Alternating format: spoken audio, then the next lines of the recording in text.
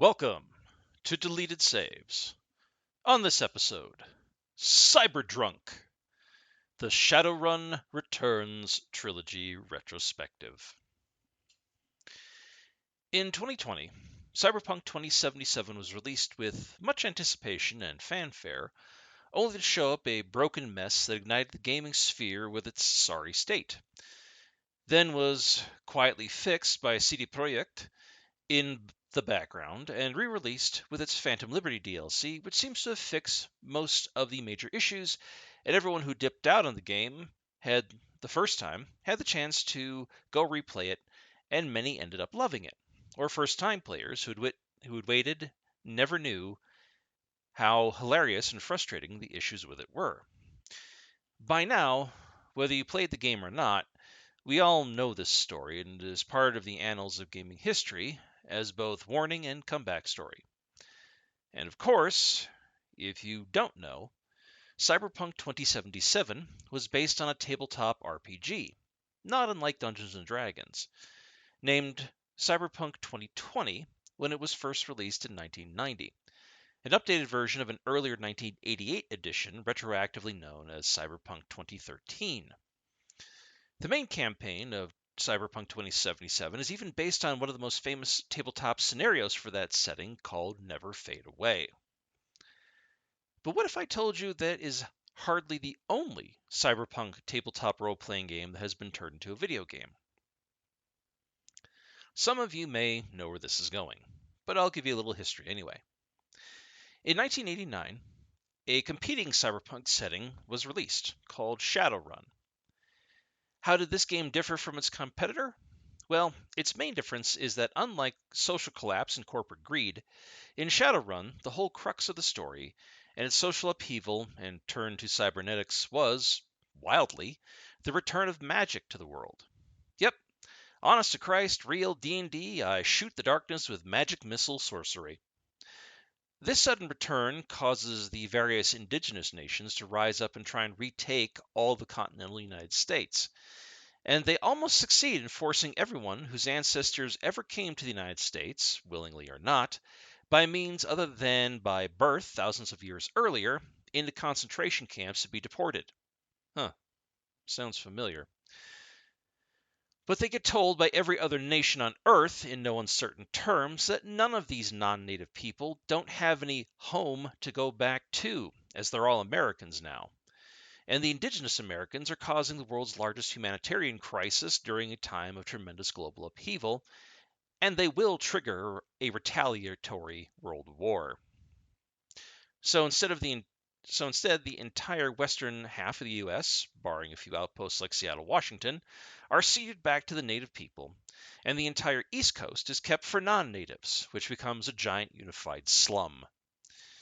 Is this likely some kind of racist trope in a world-building setup? Yeah, probably. Look, this kind of shit is never going away. Everyone hates everyone else, and everyone is killing each other for their slice of the dwindling pie. We can only look at things like this and point it out uselessly. Oh, and here's the other thing.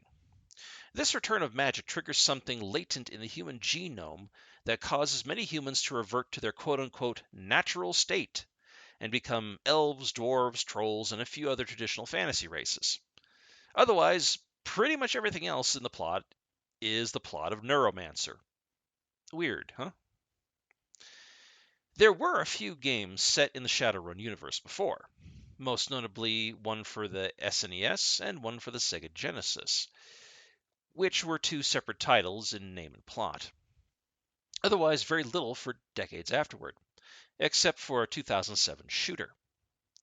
However, in 2012, developer Harebrained Schemes, at the behest of director Jordan Wiseman, wanted to make a more authentic Shadowrun video game experience. So he launched a Kickstarter that was very successful. So in 2013, Shadowrun Returns landed on all major platforms for the time as a traditional CRPG, similar to Wasteland 2 or Pillars of Eternity, which had the same level of success. So that, if I may borrow the phrase from a friend of the show's over at Retro Hangover, if they'll allow it, is your brief history. So let's get into this. As stated, 2013 would see this new CRPG set in Seattle, the most common setting for the tabletop game, and it would be called Shadowrun Returns. This is an isometric title, modeled on the look of the SNES Shadowrun title, and features turn-based combat and squad building from a few allies that are willing to join your main character. One that you build like you would a character from any other CRPG since Baldur's Gate. The basic plot is this. You play an old friend of a guy named Sam Watts, who is dead, and his death caused a dead man's switch trigger. There is a 100,000 new yen, the currency of the setting, reward to the person who can bring his killer to justice. It turns out poor Sam was a victim of the Emerald City Ripper, a serial killer known for terrorizing Seattle by removing the organs of his or her or their victims. You will briefly meet Jake Armitage, the protagonist of the SNES game, so a nice nod by Harebrained Studios there.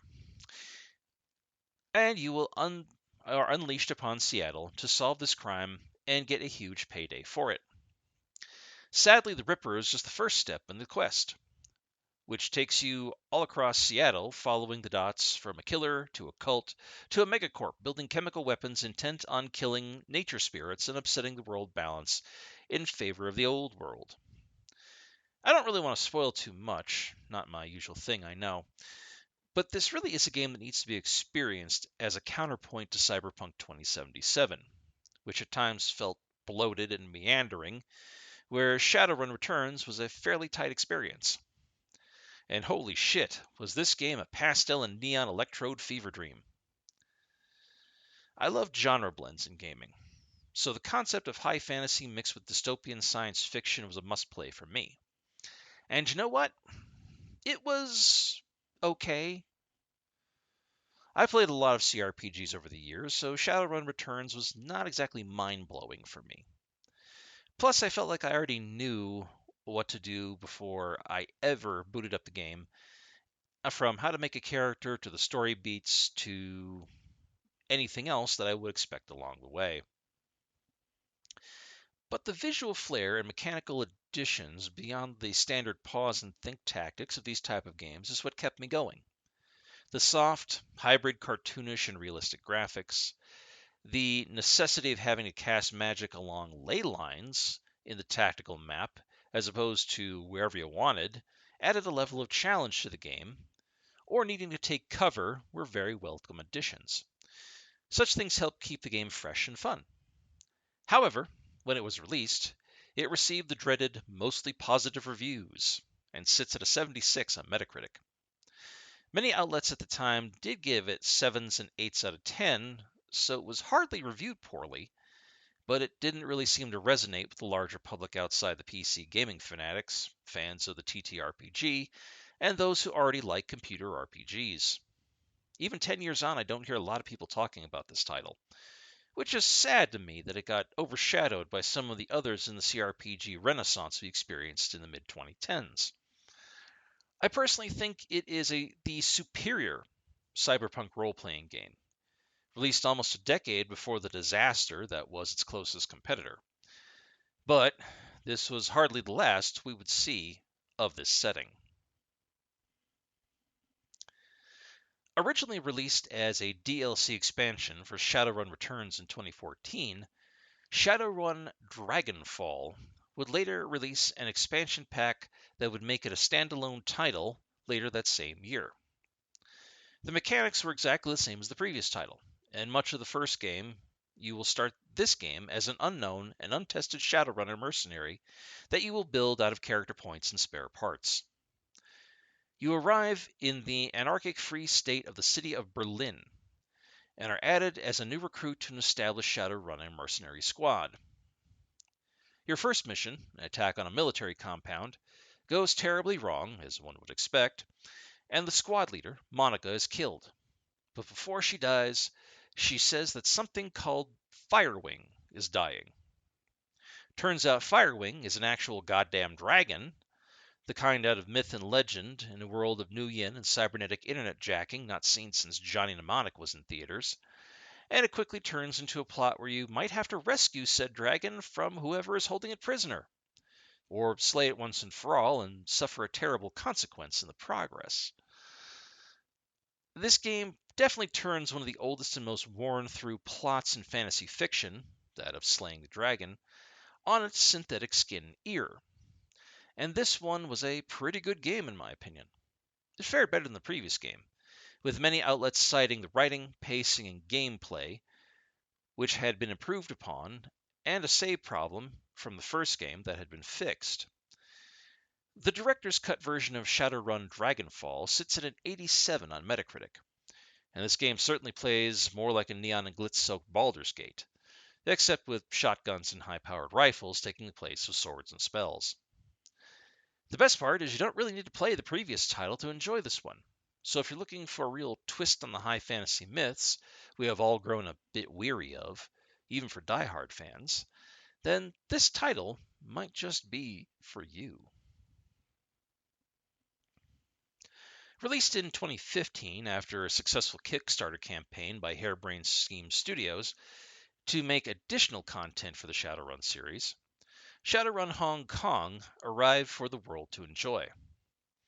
Set in the free enterprise zone of Hong Kong in the year 2056, so preempting the more well-known 2077 target date by a few years, this game is perhaps most like its competitor game, as it takes place in a city directly controlled by various megacorporations who have carved the city up like a fat Thanksgiving turkey.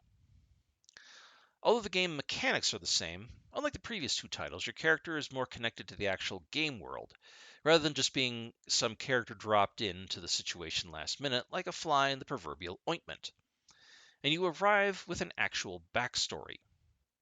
You and your foster brother Duncan, both Seattle orphans, are called to Hong Kong by your foster father just after you got out of prison after an 8-year term. Arriving on scene, you see what this mysterious message is about. You, your brother's superior in the private police organization they work for, and a few other Shadowrunners are attacked by the Hong Kong police force, and this leads to a tour around the sights of Hong Kong of the future. One of backstabbing and alleyway battles among towers of glass and steel and ancient Chinese landmarks, suffering from the grossly incandescent glamours of the world of twisted magic and computers run amok. This is also the game I failed to finish and the one I connected with the least when it came out. It still received the aforementioned generally positive reviews from many game outlets in 2015 and sits at an 81 on Metacritic. It's not a bad game, but it didn't really land for me. Reviewers seem to be tiring of the Shadowrun CRPG formula by this third installment of the series, as many complained that the gameplay did not showcase anything new, but more streamlined the formula that had already been established. I guess if it isn't broke, don't fix it, but the Shadowrun games are meant more to be story games, not necessarily new and unusual gameplay experiences each and every title. But I can understand why reviewers were seeking novelty, yet many gamers themselves are content to play the exact same formulaic gameplay patterns over and over. Familiarity is more important to us when we are playing far less games than those played by the average professional reviewer. But perhaps none of that matters, for this would be the last of the return of the Shadowrun series up to this point, with Harebrained Schemes being acquired by Paradox Interactive after 2015, but failing to live up to whatever bullshit metrics Paradox demanded, and by 2024 Paradox decided to sever ties with Harebrained. What happens to that studio from here, we shall see. Over the years of the show, I've talked a lot of video games based around tabletop role-playing game properties, and now I'm adding Shadowrun Tabletop to that list. It really amazes me how many games of these hobbies have come to influence video games. And now, conversely, younger and newer players have begun to treat tabletop games as some sort of video game. So many Dungeons and Dragons titles I've reviewed. White Wolf games for Vampire the Masquerade and Hunter the Reckoning, Cyberpunk itself, Call of Cthulhu, I'm sure I will eventually be adding Games Workshop cash cow Warhammer 40k to that mix as well. I can see where it can be hard to keep up with all of these properties being made into various and variety of games that most players probably wouldn't normally stumble upon or touch with a 1,000-foot pole. I can also see why a lesser known property like Shadowrun could slip through the cracks, especially when it caters to such a niche portion of the game hobby. But I am glad to bring reviews like this to the larger public, and who knows, maybe something I talk about may make someone curious about the genre that the game covers can bring players to the table for games that aren't just hobbits and humans taking the ring to Mount Doom for the 1,000th and one time in one way or another. But I encourage you, dear listener, go seek out this Shadowrun trilogy. Probably on sale would be best. While there is a console compilation game that has all three titles in it, you really are better off playing this one on PC. It offers the better overall experience and depth of story and play than consoles, for all their modern power, can really offer. Sure, the Shadowrun trilogy of games is no Planescape Torment, but they are definitely worth your time, even if I did struggle with the third game in the series. As they say, get ready to jack in, Decker. This ain't your daddy's cyberpunk story. Thank you for listening. Deleted Saves would like to thank Brad, Keith Gasper, Maslama, Martin Kubel, and the many listeners and supporters for being patrons and fans of the show. If you would like to become a patron of the show, please go to patreon.com and check out Deleted Saves Podcast. All donations go directly towards maintaining the show itself. Thank you.